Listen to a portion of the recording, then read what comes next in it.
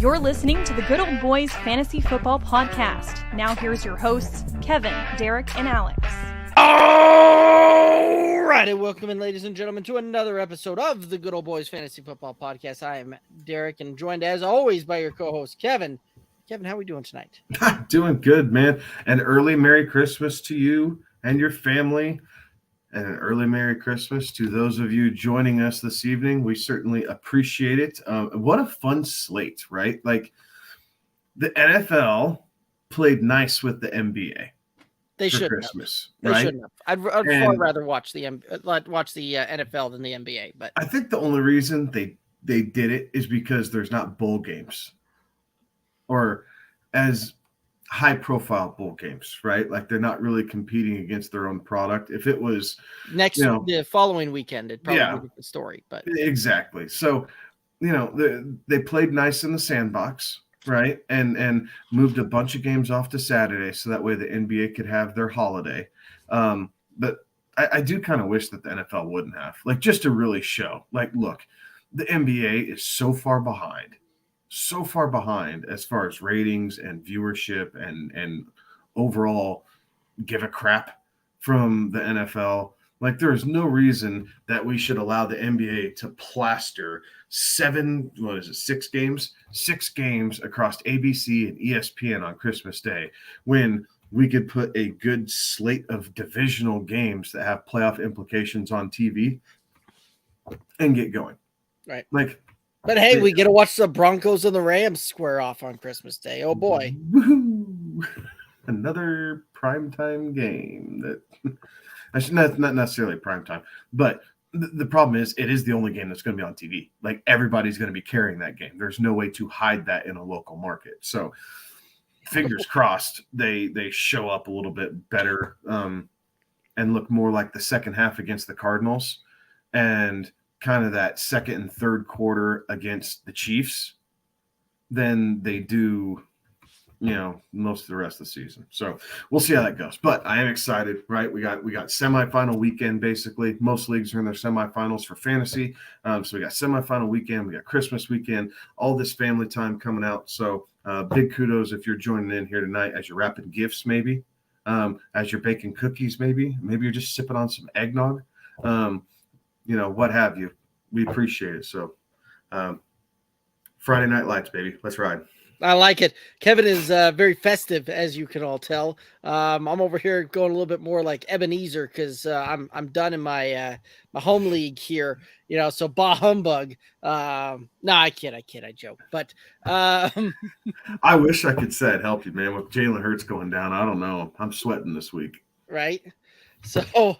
But the good news is I took some solace in the fact that I'm still alive in all of the new zombie leagues that we tried out this year. Still alive in all the guillotine leagues that I played in this year, and two of and in one of my work leagues where it's a 2-week championship, playing in the championship in that one this week. One of the guillotine leagues, it's the championship this week as well. So I'm playing for a couple of championships in this week, and definitely an interesting one to navigate here. And this is one of those that a weekend that I hope fantasy managers are really kind of paying attention, because I think the weather is going to affect things far more than we've probably seen in a long time here. There's a lot of games kind of in the Midwest and in the Northeast type of region there where some of the weather you and I've got to experience out here the last couple of days is kind of migrated and is hitting all around there. You're going to see very low temperatures. You're going to see a lot of wind. You're going to see a lot of flurries and rain. And we saw some of that last night in that Jets game where the Jaguars look pretty good, not gonna lie. And the Jets seemingly cannot figure out what they're gonna do at quarterback there. And it's one of those that draft capital is certainly kind of playing into that heavily, because even the third stringer that they brought in, called up from the practice squad, looked pretty good on that one. Looked far better than Zach Wilson did. But anyway, it's crazy, right? He had more total yards in a lot less attempts than Zach Wilson did. And Jets fans, I know, are not very happy about that one. It looks like their streak for playoff-less seasons is about to extend out to 12 seasons here. So we'll see how that one rock and rolls and looks going forward there. But the Jaguars, certainly an upstart team there and playing for a lot there. And there's a lot of implications on the line as we get through some of these matchups, especially when we get to that Tennessee matchup there. But any other thoughts here before we head on into the slate? No. Obviously, thoughts, comments, questions, hit us up. All the socials, we're right here. Obviously, the live stream, type them in. We'll be sure to answer your question here live on the air. But I'm ready to get after it, man. I like it. And for everybody out there watching on like Twitter, again, the chat there doesn't allow you to type those comments in there. Head over to the YouTube, head over to Twitch, and join us over there. Click the subscribe button on those ones. That's the best way to help this independent podcast over there on YouTube, youtube.com/at Good Old Boys FF. Click that subscribe button, help us out there. But let's go ahead and get here on into the first game. We've got the Bills. We've got the Bears. Bills favored by 8. The over-under on this one is 40.5. What are your thoughts here? I'm taking Chicago to cover this game. It's supposed to be cold and miserable. The winds are going to be howling there coming off the lake. So it's going to make it a challenge to kind of throw the ball. Not that the Bills aren't accustomed to this and not that Josh Allen doesn't have the arm to grip it and rip it, but I think they're going to feel comfortable enough with being able to overpower the Bills that they're not going to have to put it in the air, right? They're going to be able to put use some Nyheim Hines with some check down passes. We might see a bit more Dawson Knox as we're not trying to drive the ball down the field. We're just trying to move chains. Devin Singletary, James Cook, if I didn't mention him, and obviously Josh Allen's legs, right? Like I do think that risk adverse, right? Like don't give Chicago a chance to feel like they can win this game, but you can keep them at arm's length without having to cover the 8 points here. And I think they are going to, I think Buffalo on the money line. I think Chicago is going to be able to keep it close just because of the weather. It does fit that grimy style that Chicago wants to play. It lets Justin Fields, run with the ball a little bit and try and create plays. And overall, I think it's going to be the under. I don't think we're going to see a whole lot of points, but I think the Bills the Bills on the money line, but the Bears cover. Yeah, I could very much see that one there as well. But I do think we are going to see the over come into play on this one. This is one of those that I do think that we can see, kind of a 23-18 type of game here. 24-18, I think, is where this thing will kind of end up, somewhere right in that range there. So I do think that the Bears cover or the Bears take those points and cover there. I do like the over just slightly, as well as one of the other overs I like, right? You were talking about kind of that grimy, grounded out, pounded out type of game there. Josh Allen, Justin Fields kind of dueling quarterbacks on the ground with their legs. But Monty, I think, also gets into the mix here as well. And we see a heavy dose of him going over 49.5 rushing yards. Oh, very well. I have James Cook over 32.5 rushing yards. He's been getting more and more involved here, so I think he's going to see plenty of opportunities. 32.5. It's an average number for him, but it's low enough where he could break that and get the chunk of it out of one play, right on the ground, right, and then you're just kind of salting the rest away. Absolutely. Let's go ahead and head into another game that's looks like the weather is going to be very bad in this one as well. We've got the Saints, we got the Browns. Browns favored by 3. The over-under is 32, and the over-under on this one is insane. Lowest over-under we've seen in like a decade. Absolutely low number here. But what are your thoughts on this game? Sorry, I was putting in my Cowboys prop here. I think Cleveland's going to cover this game at home. I'm taking the over, though, only because 32 points is so low. So low. There's too many ways for them combined to get over this total that I'm playing the odds here, right? Like, so I'm going to say it's over 32. Cleveland covers, but it wouldn't surprise me, right? Whiteout conditions, ugly game, right? If it's 14-10, I mean, would that really surprise anybody?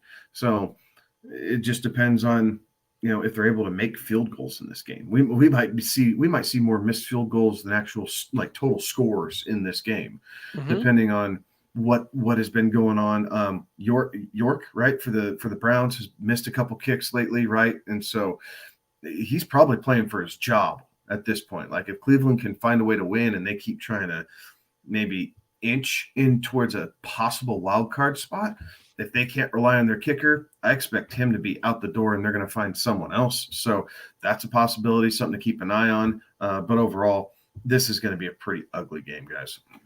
Yeah, ugly, I think, is what's going to happen there. Interesting, Cade York being the only kicker taken in last year's draft with that 4th round pick there. So very interesting on that one. And you're right, he has had some trials and tribulations heading down through the end here. And so I do think that this is going to be one of those that you hit the nail on the head, I think, on how the scoring is going to look on this one.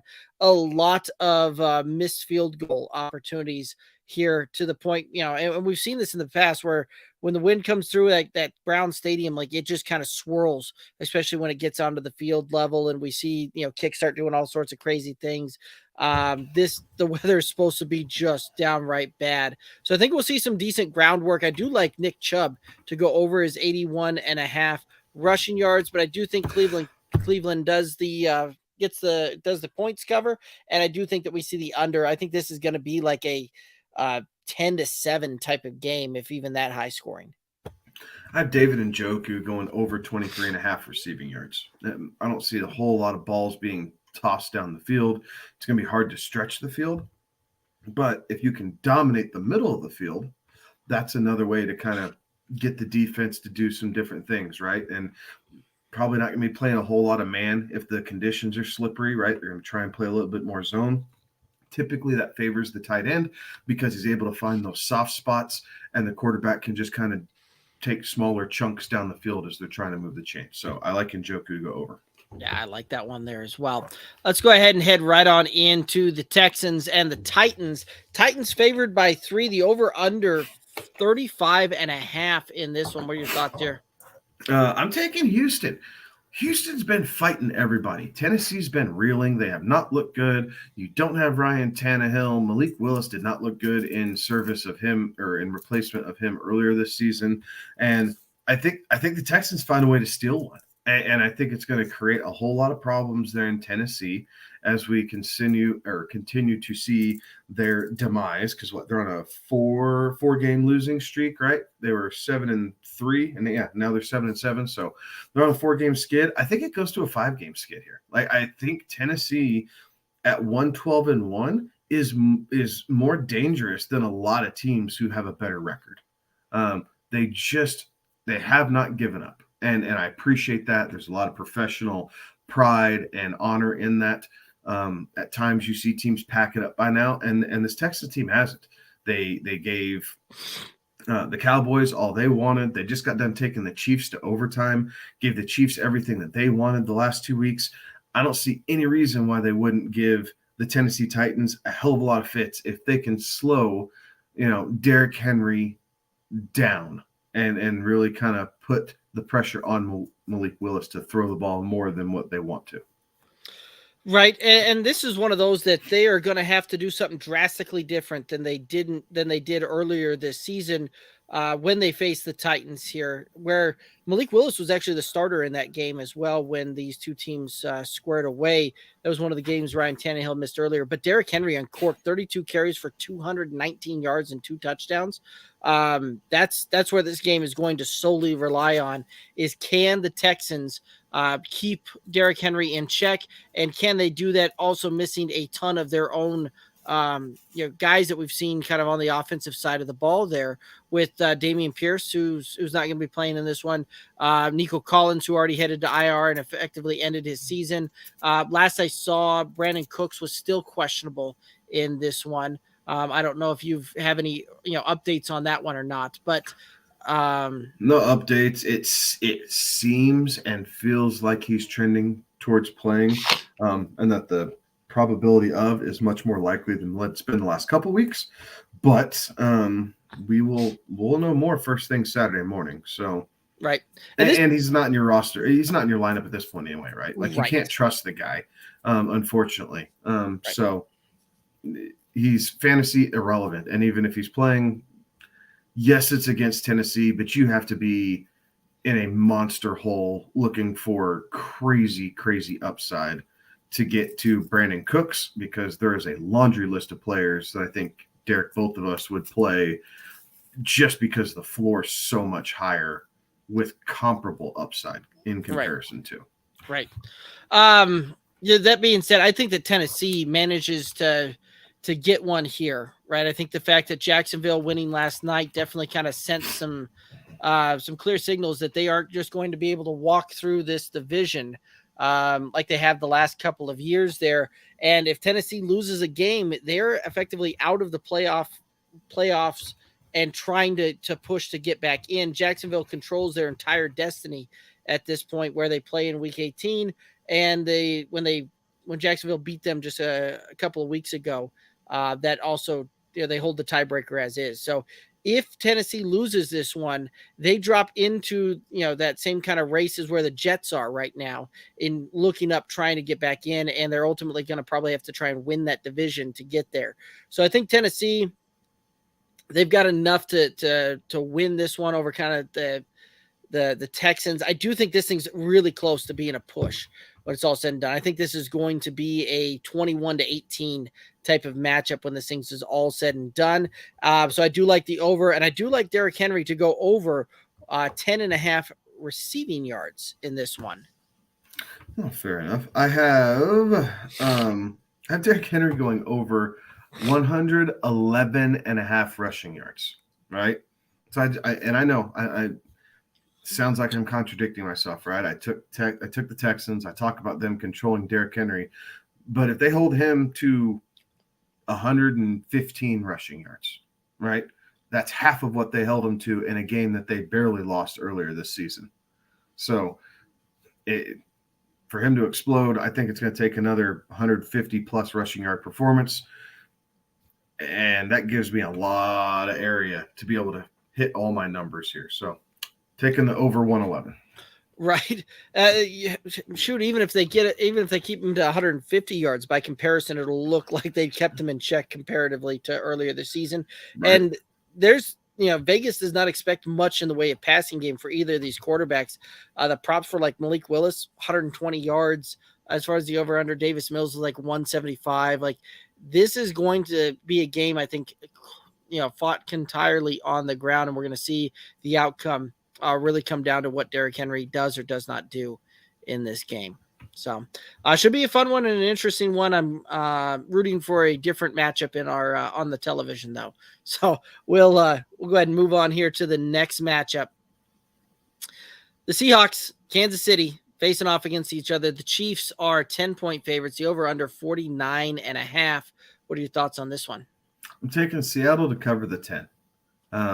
I think this game stays a bit closer. The Chiefs have not been pulling away from people the last couple of weeks the way that we all feel like they should have been.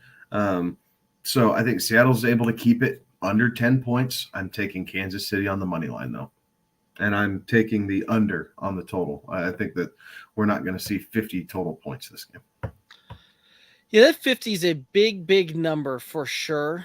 And that's one of those that I've kind of gone back and forth on this one, where I've leaned one way, I've leaned another way. And when I keep looking at this thing, I keep thinking that we're going to see this thing touch the over when it's all said and done. I don't think that this is going to be any surprise to me if we see this one come down to, 27-24 type of thing. I think that Seattle can keep this thing close enough in there.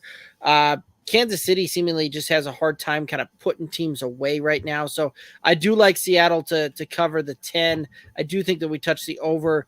Ken Walker, even though he's banged up on this one coming into this, I think that we still see him get a fairly decent workload. And I think he's going to do some decent things when it comes to running the ball there. And his prop was just super low for what I would have expected. So I see Ken Walker going over 40.5 rushing yards on this. Very well. I lost my spot here. I'm sorry, guys. Here we go. I have Geno under 250.5 passing yards. I like it. All right, we've got the Giants and the Vikings squaring off. The Vikings favored by 4, the over under 48. What are your thoughts here? I'm going to take Minnesota here. I think the game last week, right, against the Colts kind of was a scare check game. I could see this being a 5-6 point game. Like, I don't think that Minnesota's going to blow the doors off of them, but offensively, they have just been clicking. They're holes defensively for sure, but offensively, that Minnesota team has just been clicking really, really well here lately. So I'm going to take the over, and I'm going to take Minnesota to cover the 4. Yeah, that's one of those that I can certainly see that that scenario playing out, though. I do like the Giants to actually cover the 4. I think this is going to be a field goal game. Minnesota just loves to get into these, one-score games, and inevitably they tend to play a lot of field goal one-score games there. So I do think that that's how this thing comes to play. I do like the under on this one, though. Both of these teams, while Minnesota is very forgiving as a passing defense there, they've done okay at kind of holding runners in check here a little bit. So I do think that we see the under come to play here a little bit. The Giants just not able to exploit Minnesota's weakness on that one to really kind of try and push this thing and play a little bit of keep up on both sides there. So I do think we see the under. I do like Daniel Jones, though, to hit his over prop on rushing of 30.5 rushing yards. So do like that one there. I have the Kirk Cousins, going over 269.5 passing yards. He has hit over 400 each of his last 2 games. Again, this offense has been clicking really well. It's a home game for them. So weather, a little bit more climate controlled. So I like the fact that this might end up being the highest scoring game of the week, just because you don't have to worry about all the elements. Yeah. The fact that they're playing that one inside a little bit will certainly help that one out there. All righty, let's go ahead and head to our next one here. We have the Bengals and the Patriots, and Bengals favored by 3, over under 41.5. What are your thoughts here? I'm taking Cincinnati to cover this one. I think it's going to be a little ugly. Wouldn't surprise me if it's a push by the time it's all said and done with. But I'm going to take the under. I think New England, their only source of offense, consistent offense, is when Ramondre Stevenson gets going. Mac Jones hits a chunk play every once in a while. Maybe they keep the ball moving, but the Bengals, against outside wide receivers or wide receivers who line up outside the numbers, are really, really good. And I don't see Mac Jones being able to dominate the middle of the field well enough to kind of drive it up and down. So closer game, just because it's outside in the elements. I think New England's defense is going to really put some pressure and show Joe Burrow some different things to try and confuse him and keep them in the game. But ultimately, Bengals win, but we're playing the under. Yeah, I think you're right. I think that we do see the under hit on this one as well. I do think that this one does feel very much like a push type of bet here, but I do think that the Bengals, they're right now are certainly the better team. They're one of the hottest teams out there. So I'm going to take them to cover that 3. As far as the prop goes, New England's been fairly decent against opposing running backs here. Joe Mixon's had his ups and downs all season long, but I do think that we're going to see Joe Mixon go under 62.5 rushing yards here. I hope you're wrong. I need him to have a better game than that. I'm taking Mac Jones under 213.5 passing yards. He has not been playing overly well. Their offense is pretty stinking predictable here at the moment, and I think Cincinnati capitalizes on that. You very well could be right on that. All right, let's hit our next matchup here. We've got Detroit. We've got Carolina. So the Lions and Panthers squaring off. The Lions favored by 2.5, over under on this one, 43.5. What are your thoughts here? I have Detroit here. I'm taking the over. I think this is another game that could provide some points, mainly because Detroit's defense is still not the greatest in the world, although they have been clamping down a bit more here in the past couple weeks. Cincinnati, when they get beat, they seem to get beat, Carolina. When Carolina gets beat, they get beat big. So I don't know if that's quite going to happen. I could see this being anywhere from 3 to 6 points is kind of what I'm thinking. And I know that's a big range when we're talking points and spreads and everything else, but with this just being 2.5, I don't see this being like a 24-23 type game. I think we're going to see something that's a bit more spread out, possibly 24-20, which puts us just over. And I think that'll end up working out for me. Yeah, I think you're right there as well. Detroit has definitely been firing on all cylinders when it comes to the offensive side of the ball, and it seemingly has for most of the season. Defense has certainly kind of stepped up and raised their game there. Those Lions have got the grit, as they said in the Hard Knocks all preseason there. So I do like the Lions to certainly cover the 3 or the 2.5 on this one. I think you're right. I think this is about a field goal to touchdown type of game here. The Lions red hot here. So I do also like the over, right? Even though Detroit splits have been bad on home versus road type of thing, Jared Goff has looked for like a different quarterback for the most part on his home road splits. I still think that we're going to see this thing come through just enough where we're going to see the over hit on this one. Not going to surprise me to see both teams get 20 plus points in this one, and that carry us over that 43.5. As far as a prop, I really like on this one, DeAndre Swift, who can get this one knocked out in one single run. He's got the wheels to get it done. I like his over of 33.5 rushing yards. I have Donta Foreman going over 51.5 rushing yards. I think volume alone gets him there.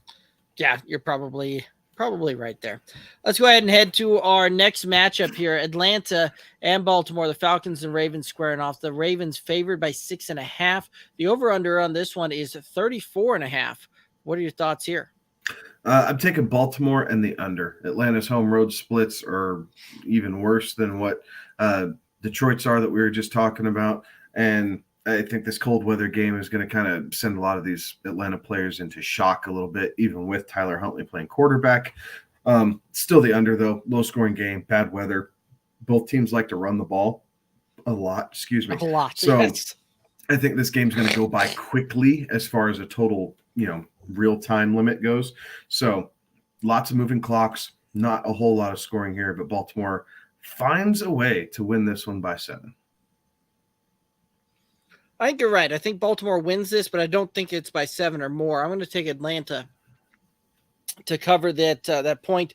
I think this one here in a cold weather game, in a game that's supposed to be bad weather on top of it, and two teams that like to do nothing more than run the ball, I think this thing's going to come down to about a field goal type of thing, 4 points type of deal. I don't see it being a 7-point game when it's all said and done with the backup there.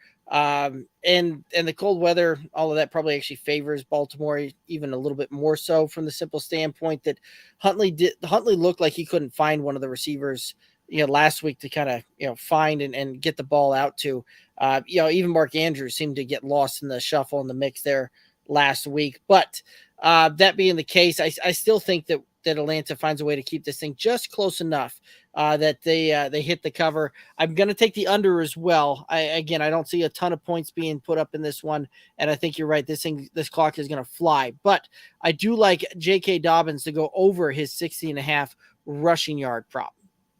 Very well. I have Tyler Huntley over 29.5 rushing yards as well. I think that they will try and pass a little bit, and ultimately he's going to end up scrambling around. We'll get some bonus points in that way. A little side, prop, if you will.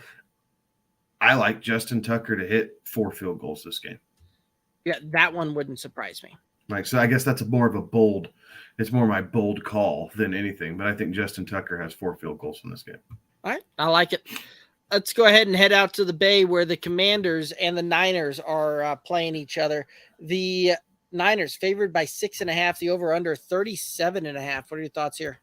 I like the Niners and I like the over. Another offense that's been really clicking. Brock Purdy has been doing a very good job in service of. Not sure.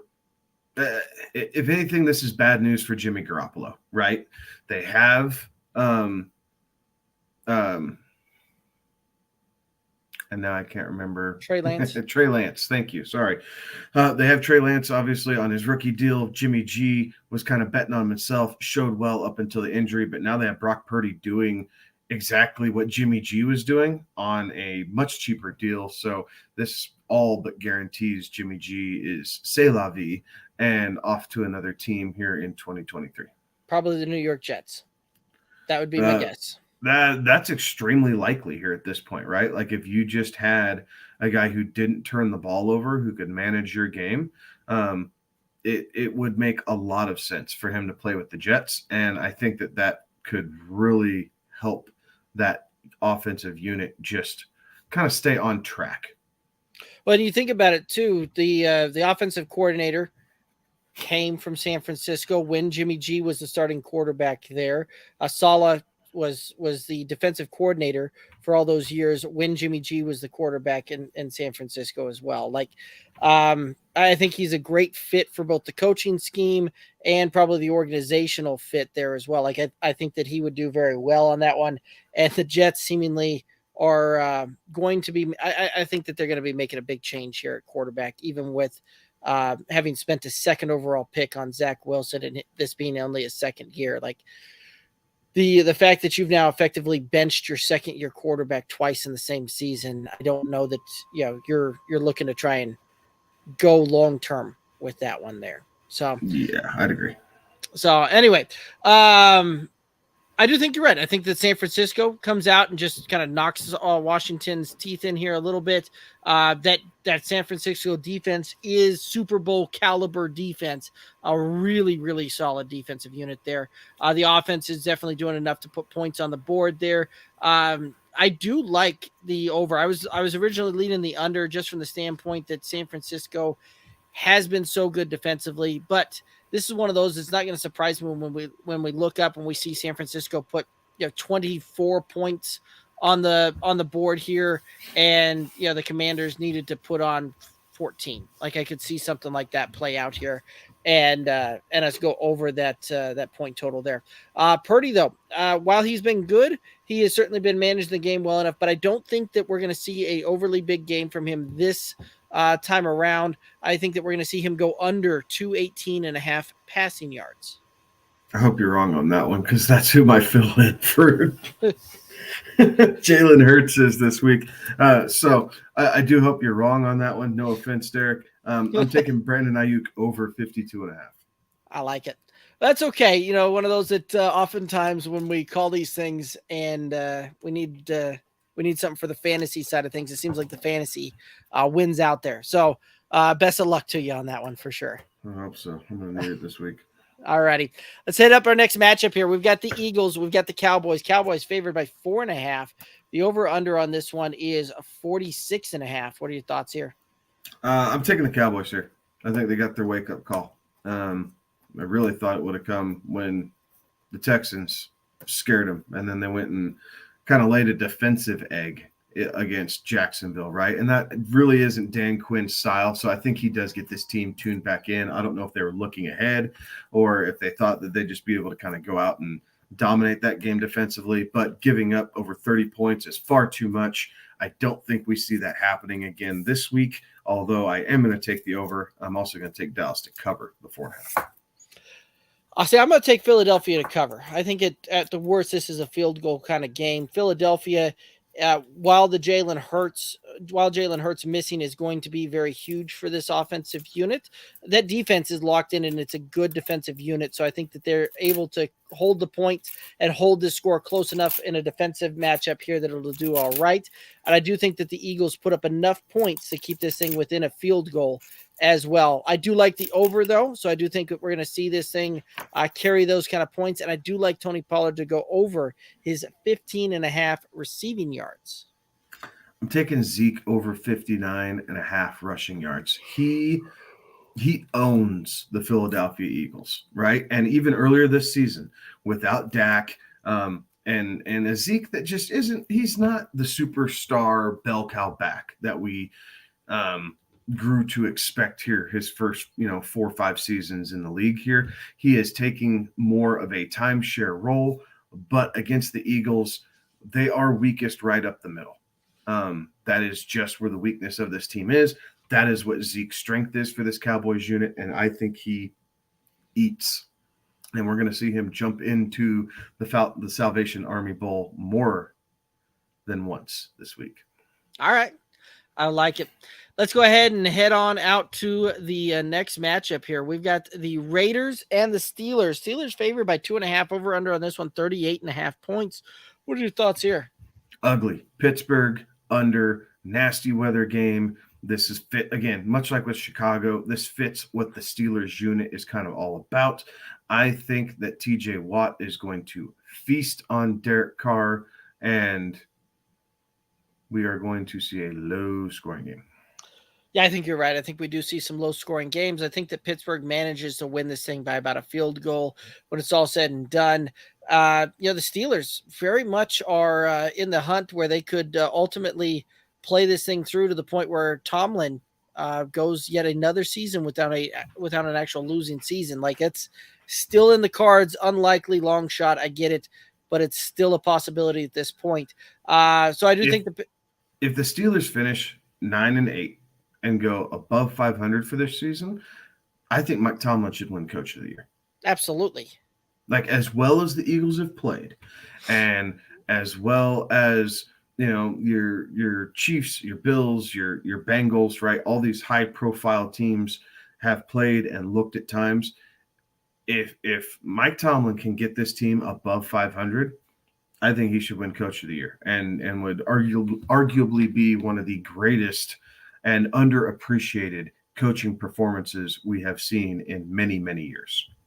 Well, especially when you think about it from the standpoint that, more often than not, when we see these other teams, they make a quarterback change to the rookie mid-season, this, that, and the other. Like, it typically spells some kind of disastrous things there. But the Steelers, really kind of got off that slow start. And once you've seen TJ Watt come back, have really been, pretty darn good down the stretch here. So, I do think that we see that one happen. Again, ugly game, low point total to begin with, but I do think we're going to see under on this one. I do like Josh Jacobs, though, to monopolize most of the Raiders offense and most of the opportunities there. So I do think that we see him go over 80.5 rushing yards on this one. I have Najee Harris over 8.5 receiving yards. I think he's going to get this on one screenplay. Yeah, I could absolutely see that one. Let's go ahead and head on out to Miami, where Green Bay and the Packers head on down to face the Dolphins. The Dolphins favored by 4. The over-under on this one is 50. Thoughts on this one? Taking Green Bay to cover. I think Green Bay's, yes, it was against the Rams, but they seem to be clicking a little bit. They have all their weapons healthy at the moment. It took a little bit longer than I think what everybody expected, but it's starting to look like at least some form of a real offense. Defensively, they've been getting stronger as they are healthy on that side of the ball as well. I don't know if they're going to be able to fully keep Tyreek in check, but I do think that they're able to move the ball well enough to keep this game close.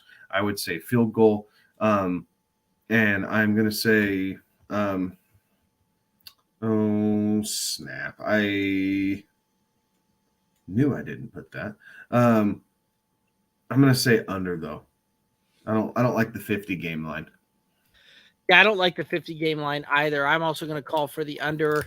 And you're right, Green Bay looked much better than we've seen them in the past there. Aaron Rodgers seems to be a kind of that man on the mission and seems to have found some of that that competitive edge again that he, I don't know that we necessarily saw much earlier in the season. So I do think that we're going to see Green Bay keep this thing close. I do like the under on this one. Has more of a feeling of like a 24-21 type of game when this one's all said and done. I do like Watson to go under 55.5 receiving yards as well. I have Aaron Rodgers over 247.5 passing yards. So a little bit opposite of what you're thinking. I think they're going to be able to hit a couple big plays against Miami and get some chunk yardage out of it. I think so too, but I think I think Watson last week, and you saw some of that where he and Rodgers were no longer on that same page on several of those plays there. Aaron Rodgers seemingly doesn't forget those types of things, and we see that tend to carry over from game to game. Dobbs week. I think it is a Dobbs week, and I think it's a Cobb week is how I'm going to call that one more so. All right, let's go ahead and head out to Los Angeles, where the Denver Broncos are meeting up with the Rams, and the Broncos favored by 2.5, the over-under 36.5. What are your thoughts on this one? I'm taking LA and the under. I am not betting for the Denver Broncos for the rest of the season. If I miss every single one of those games, then that's awesome. But I'm taking LA to cover, and I'm taking the under because both teams offensively are inept. And I think this might be a game that even if the over-under was at 30, I still think I'd take the under. Wow. That's a bold statement there, but I like it. I'm also going to take LA to cover. Hoping that we see some more of the legend of Baker continue to grow here. So I do think that you see the under LA to cover. Russ goes under 1.5 touchdown passes in this one. I have Latavius Murray under 62.5 rushing yards. I like it. All righty. Next matchup, we're going to head out to Arizona, where Tampa Bay and the Buccaneers are meeting up with the Cardinals. You got the Bucs favored by 7.5. The over/under is 40.5. What are your thoughts here? Taking Arizona to cover the 7.5. Tampa Bay has not been this dominant offensively, and they jumped out. They did jump out on top of Cincinnati, but then after a 17-0 lead, pissed down their leg and lost the game. So I'm not quite sure what to expect with them traveling cross country to Arizona. Another game that is at least going to be without weather deterrent, right? Like They can always close the dome. We'll see how it is in Arizona. They might play a game in the 60s, but that's still going to be warmer than just about anywhere else in the country. So I don't think weather is going to be the issue of this game. It's just two inept offenses. Arizona is not going to be able to move the ball with Trace McSorley, and I haven't been able to trust Tampa Bay the last couple of weeks as much as I want to keep kind of feeding that horse. Yeah, I think you're right. I think that Arizona keeps this thing closer than a touchdown for sure. Even though they didn't necessarily look great there, I am going to take the under as well. Both of these teams just look bad when it comes to the offensive side of the ball. And really a good game offensively for both of these teams. Like a high water mark seems to be at 20. So even at that point, I still like the under on that one. But I do think that Trace McSorley finds a way to move the ball a little bit. His prop is 185.5 passing yards. I think he'll go over that. I will parlay that with you because I have James Conner going over 18.5 receiving yards. I like it.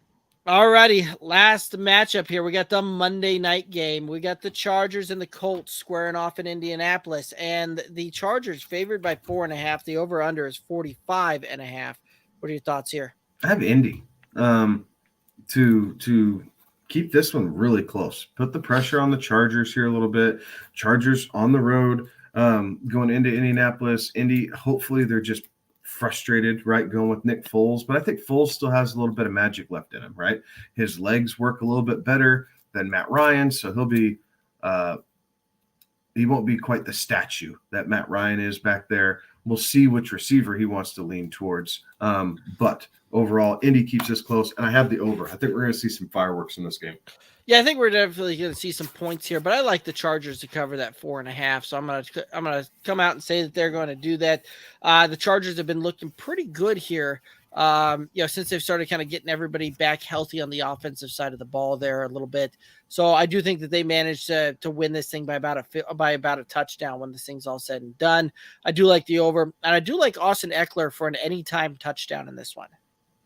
Hell, I'll co-sign that with you. I couldn't find anything on this game, nothing but anytime touchdowns. So, I can piggyback. I have no problem piggybacking off the Austin Eckler anytime touchdown. So ×2, sir. All right, we'll add that one to the old doc there.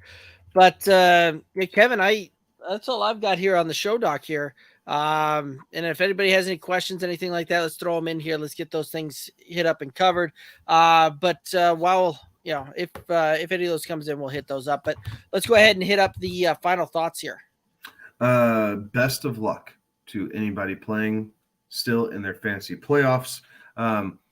Merry Christmas to everybody. We'll see y'all next week. Hopefully we get to see you marching on to your championship week. But as always, if you have any questions, hit us up. We'll do what we can to answer, even over the holidays.